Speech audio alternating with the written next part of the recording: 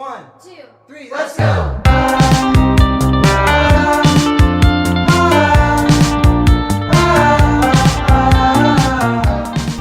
Om Swastiastu. Perkenalkan, saya Niputu Kristiana Pratiwi, NIM 172551023 dari Program Studi Sarjana Kedokteran Gigi Universitas Udayana. Dengan pembimbing Dr. Gigi Luhwayan Ayu Rahaswanti, spesialis kedokteran gigi anak.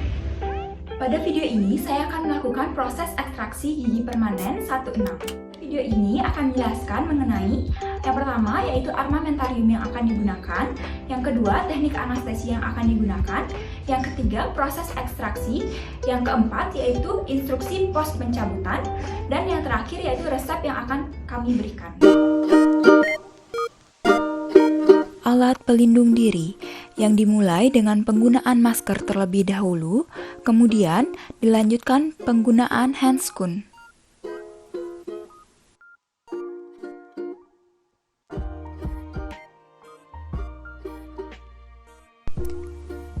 Tampon,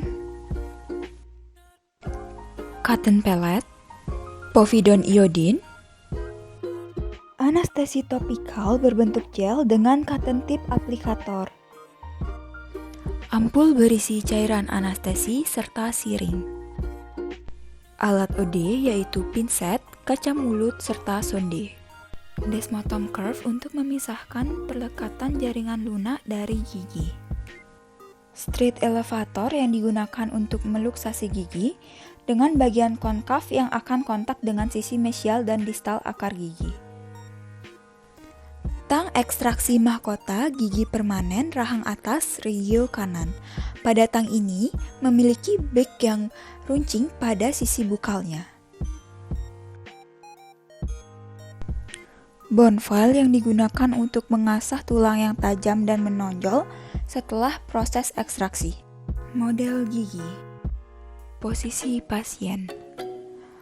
Posisikan pasien pada posisi semi supin dengan sudut antara dental chair dengan bidang horizontal 120 derajat. Posisi operator. Pada saat melakukan anestesi, operator berada pada arah jam 7. Tahap persiapan anestesi. Ambil sebuah disposable siring dengan memperhatikan beberapa hal berikut, yaitu masih tersimpan pada pembungkus dan tidak terdapat cacat atau robekan, serta periksa tanggal kadaluarsa. Jarum pada barel dieratkan dengan memutar hub searah jarum jam. Kemudian, handle pada siring didorong sehingga plugger menyentuh ujung barel. Baru kemudian, pembungkus siring dibuka dan siring diletakkan di atas nirbecken. Ambil sebuah ampul yang berisi cairan anestesi lokal. Sebelum membukanya, periksa terlebih dahulu apakah seluruh cairan berada di bawah leher ampul. Apabila terdapat cairan yang masih berada di atas leher ampul, lakukan ketukan pada dinding ampul dengan jari tangan sampai seluruh cairan berada di bawah leher ampul. Ampul dipatahkan pada bagian leher dengan menggunakan tangan kanan dan tangan kiri berada pada bagian bawah dari ampul. Setelah leher ampul dipatahkan, lalu penutup jarum pada disposable siring dibuka. Kemudian, larutan anestesi lokal di dalam ampul tersebut dihisap dengan jarum injeksi hingga seluruh cairan anestesi lokal berpindah ke dalam barel tanpa ujung jarum menyentuh dinding ampul. Setelah semua cairan terhisap ke dalam barel, periksa apakah terdapat gelembung udara di dalam cairan di dalam barel tersebut. Apabila terdapat gelembung udara, lakukan ketukan pada dinding barel sampai semua gelembung udara keluar dari cairan yang ada. Kemudian, dorong handle sampai terlihat adanya cairan yang keluar dari ujung jarum.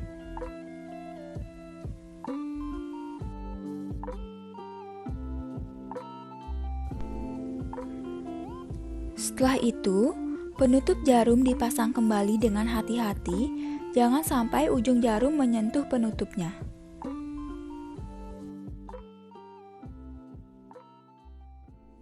Prosedur anestesi. Keringkan area yang akan dianestesi dengan menggunakan cotton pellet dengan gerakan memutar dari arah dalam ke arah luar.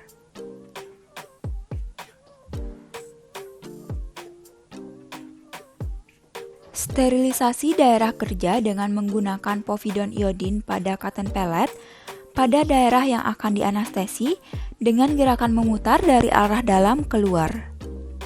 Aplikasikan anestesi topikal berbentuk gel pada titik yang akan diinsersikan jarum.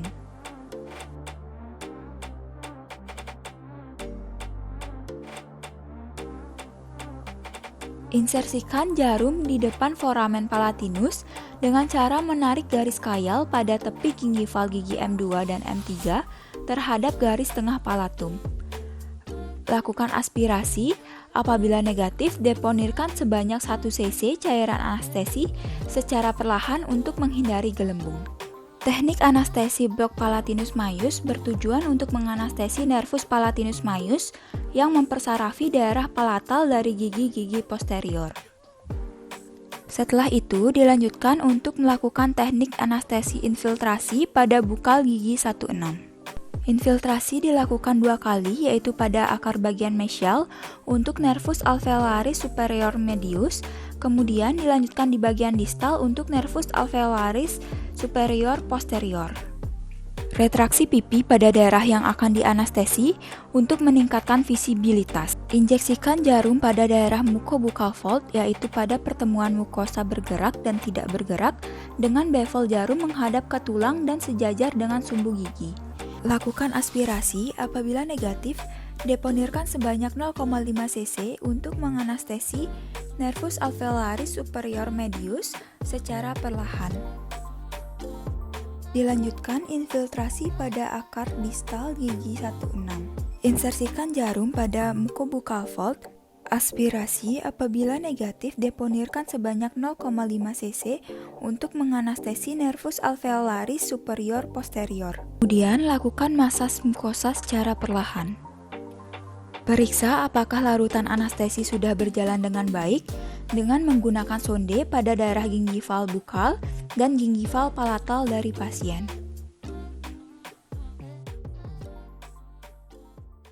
Proses ekstraksi. Pada saat ekstraksi, posisi operator berada pada posisi jam 7. Sedangkan untuk posisi pasien tetap dengan kepala sedikit menoleh ke kiri.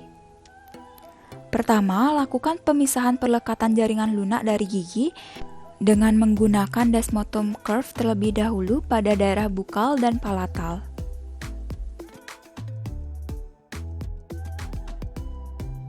Luksasi dan longgarkan gigi dari soket dengan menggunakan elevator. Posisikan di antara akar dan tulang alveolar dengan bagian konkav kontak dengan sisi mesial atau distal dari akar gigi. Fiksasi dengan menggunakan jari tangan kiri. Aplikasikan forceps pada permukaan gigi seapikal mungkin hingga di bawah garis servikal. Luksasi dengan forceps ke arah bukal lalu ke palatal dengan tangan kiri digunakan untuk fiksasi. Ekstraksi gigi ke arah bukal. Setelah dilakukan ekstraksi, raba permukaan soket apabila terdapat tulang yang menonjol tajam, haluskan dengan menggunakan bone file. Bone file digerakkan dengan satu arah. Irigasi untuk mengeluarkan debris-debris yang terdapat dalam soket. Kontrol pendarahan dengan menggunakan tampon pada soket, lalu pasien diinstruksikan untuk menggigit. Setelah dilakukan ekstraksi, pasien akan diinstruksikan untuk yang pertama, menggigit kasa atau tampon pada luka bekas pencabutan selama kurang lebih 30 menit dan apabila kasa telah penuh oleh darah, maka diganti dengan kasa baru atau tampon baru yang telah diberikan sebelumnya. Yang kedua, pasien diinstruksikan untuk mengkonsumsi makanan yang lunak dan dingin terlebih dahulu dan menghindari makanan yang panas dan keras. Hal ini akan membantu mempercepat proses penyembuhan luka. Yang ketiga, pasien akan diinstruksikan untuk tidak berludah dan menghisap daerah bekas pencabutan. Yang keempat, pasien diinstruksikan untuk mengunyah pada sisi berlawanan dengan sisi yang dilakukan ekstraksi. Yang kelima, Pasien dianjurkan untuk tidak menggunakan sedotan terlebih dahulu karena hal tersebut akan meningkatkan tekanan di daerah bekas pencabutan dan menimbulkan rasa nyeri. Yang keenam, pasien diminta untuk menjaga kondisi oral hygiene atau kebersihan rongga mulutnya. Yang ketujuh, untuk pasien merokok dilarang untuk merokok selama kurang lebih 12-24 jam setelah pencabutan. Dan yang terakhir yaitu instruksikan pasien untuk mengkonsumsi obat-obatan yang telah diberikan dengan dosis yang telah ditentukan oleh dokter secara teratur. Setelah dilakukan ekstraksi, pasien akan diberikan resep obat untuk mempercepat proses penyembuhan luka dan meredakan rasa nyeri. Obat yang diresepkan yaitu antibiotik berupa amoxicillin dengan sediaan tablet 500 mg sebanyak 12 tablet dengan dosis 3 kali sehari 1 tablet dikonsumsi setelah makan dan wajib dihabiskan. Obat kedua yaitu analgesik berupa asam mefenamat dengan sediaan tablet 500 mg sebanyak 10 tablet dikonsumsi setelah makan apabila perlu atau apabila terasa nyeri.